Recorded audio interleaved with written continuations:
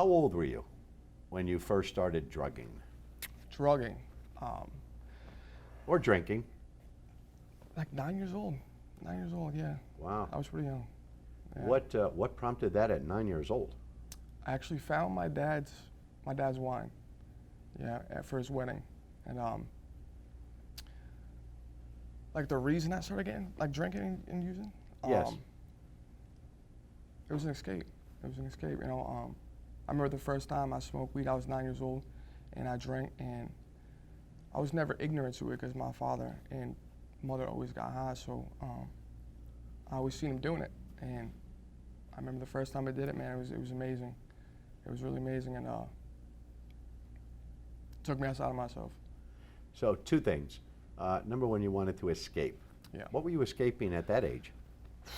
Well, like I grew up in a very dysfunctional family. It was scary. My father would always come home high and drunk, so he was never really around. It was just like, I don't know. It was scary, man. It's hard to talk about because I went through a lot as a kid and like sexual abuse and everything like that. It was hard. Was he abusive? Yeah, In what way? physically, mentally, spiritually, everything. I guess I hated who I was. I was a scared little kid without guidance, without direction. And it was an escape, like I said. So you started off with the weed, with the alcohol, drinking, and yeah. what did that lead to, Cliff? Everything. What didn't it lead to? Tell me. So after I started drinking for a few years and smoking, like it progressed, me and my friend, we used to army crawl. My dad would be passed out drunk, and we used to army crawl in his room up to his bed, and we always knew that there was drugs in there, so we started taking his drugs, man, Xanax, Blues, Roxy's, all of that, and yeah, opiates really was my first drug of choice. Yeah. And what about today? Where are you at today? What's your drug of choice today? Methamphetamines. Methamphetamines? Yeah. I quit doing heroin a few years back when I found methamphetamines. What did they make you feel like? To be honest, man, to be honest with you, I was trying to reach oblivion. Why? I had a rough past few years, man. Been to prison. Lost a really good girl, relationship, family, and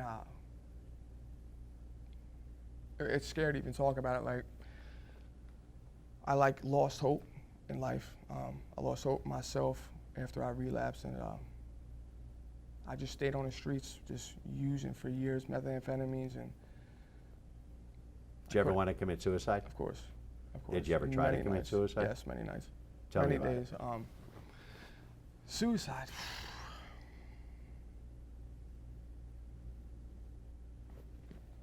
It's bad. Like, trying to just. I'm sorry. It's emotional for me. Just thinking back to we it now. understand. So I was getting high down here in Pompano, and after my ex left me, man, I went off the deep end, and I was behind the Dunkin' Donuts right on Cypress and Atlantic, and I went back there and I loaded up a syringe with methamphetamines and heroin. I tried killing myself, and there was 2 homeless people that were actually sleeping back there, and they found me and they dragged me to the street, and it didn't work. They called the ambulance, and they gave me a couple of shots of Narcan, and I was in the hospital on like a breathing tube. I had like heart problems after that. I was there for a couple of days. And there's other times where I just took like medication, you know, just sleeping pills and just trying to end in everything, because it came to a point where I was just like, I was giving up. And they talk about incomprehensible demoralization. There were so many times in my life where I was gone for such a long period of time that I started losing my identity. And I didn't realize how far down I've come, because it became almost like normal to like not be in a house, not wake up normally. Like I would literally be waking up like under some roof at some business plaza or whatever the case may be, and it's just like I was gone for so long that I started to forget who I was. And yeah, so. Tell me about, is your father, everybody still alive today? No, my father passed away from alcohol. 2000, February 23rd of 2015 is when I relapsed. A few weeks after that, I had 14 months sober. And your mom? She moved from Brooklyn, like last year when I was in prison, to Pasco County, Port Richey, New Port Richey. Do you have any contact with them at all? I do. And do you feel like you're getting their support or their understanding at all? Yeah. It's hard because, like, my mom left when I was a kid. She left when I was 2, so we still have that, like, our relationship's not all there. It's difficult at times, so, but I'm trying to rebuild that. I'm trying to do the right thing and, you know, get that relationship back, so. Any children in the picture? I don't have children. Okay. How deadly is this temptation? Very deadly. Tell me. I mean, you know, do you like wake up in the morning, even to this day, and like automatically the thought of wanting to do a drug or get high or escape? Not so much anymore. Not so much anymore. Like I'm working on myself, so that temptation's going away. But like in active addiction, yeah, the temptation's always going to be there. Even in like early sobriety, like it's very deadly. Like you have to learn how to. For me, I had to learn how to like fill up my time and take. How do I explain it? I had to fill up my time and learn to like tame that temptation. I had to learn to like put that aside. How did you pay for these drugs? How did I pay for the drugs? Yeah, I mean, homeless on the streets, no job. Panhandling, stealing, you know, things like that, amongst other things. What are the other things? I really can't tell you that one. Okay, I think we understand. Yeah, It's tough. yeah. It's a challenging Yeah, life. any means necessary. Any means necessary to get high. Yeah.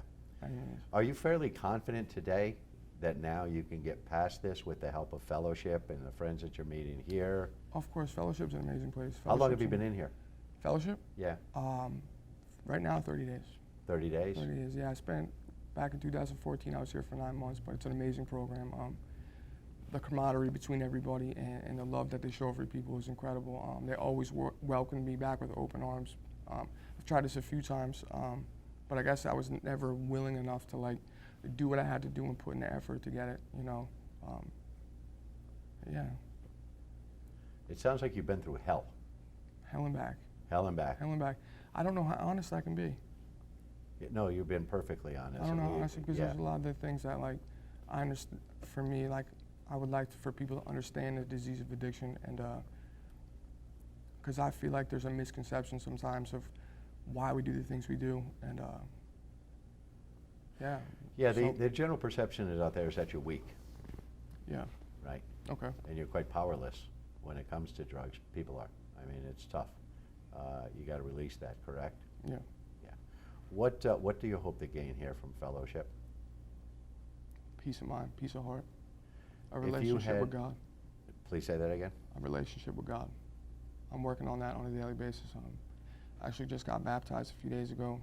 I've been going to church, and I shouldn't be here right now. I really shouldn't be here right now. There was many times that, like psychosis is real. When I was doing methamphetamines, man, I would literally walk for days on days on days, and like my body would just be so messed up. Kidneys failing, pissing brown, just everything, losing function of my body. So I shouldn't be here. So I know that God is doing for me what I can't do for myself right now, as long as I continue to give myself over to this program. And I'm not a bad person. I've done bad things. My intentions in my heart are always pure. But when I do pick up that first drug, when I start drugging, it's on. It says in the 12 and 12. Do you mind if I talk about the 12 steps in the program like that? Is it okay? Actually, we're going to cover that in our Okay. documentary. So yeah, I will be covering that. But really, what I'd like to really know is, at this point, if you had one piece of advice to a youngster at 10 who had faced the same things that you had faced, or the life that you've had to lead with this terrible disease and addiction, what would that piece of advice be? Man, that's a good question. Like, if I saw a 10-year-old or someone who was young, and I would probably just tell them to try to be pure,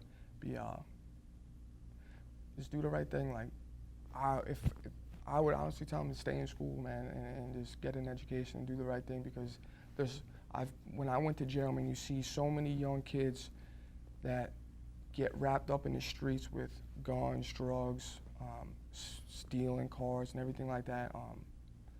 And you see so many young kids that gotta go to, they're called JIT camps, and they're just so young and they get wrapped up in that life because they see money, and when they see that money and the lifestyle, because it's easy for them kids, and yeah, I wouldn't want to see anyone go through what I went through. So I would try to guide, for me, I would try to guide them whatever way possible I could to, like, keep them out of the streets, man, because it's no fun. It's no fun at all. No, it's if hell. I had a second chance, if someone was like, if I can go back, and because I didn't have that guidance, I would wish someone would have told me, man, stay in school, because I dropped out of high school. Stay in school and follow your dreams, like follow your heart, for real, man. Like, because I learned anything is possible. Anything is possible if you set your mind to it and you make a decision on how it's going to be, what you're going to do, and how you're going to do it. Whatever means necessary, you make that decision. And like, I never had that proper guidance as a kid, so. Well, maybe, Cliff, after the fellowship and after your strength and your sobriety, maybe you could do just that. Yeah. Meet with young folks. I want to thank you for sharing your story. I feel your pain. I feel it. I appreciate it. And I can see your thoughtfulness in your eyes and everything that you've said here today. So thank you for sharing. Yes, sir. I'm sure it'll be a big help as we put our word forward. Okay. Thank you, Cliff. Yes, absolutely.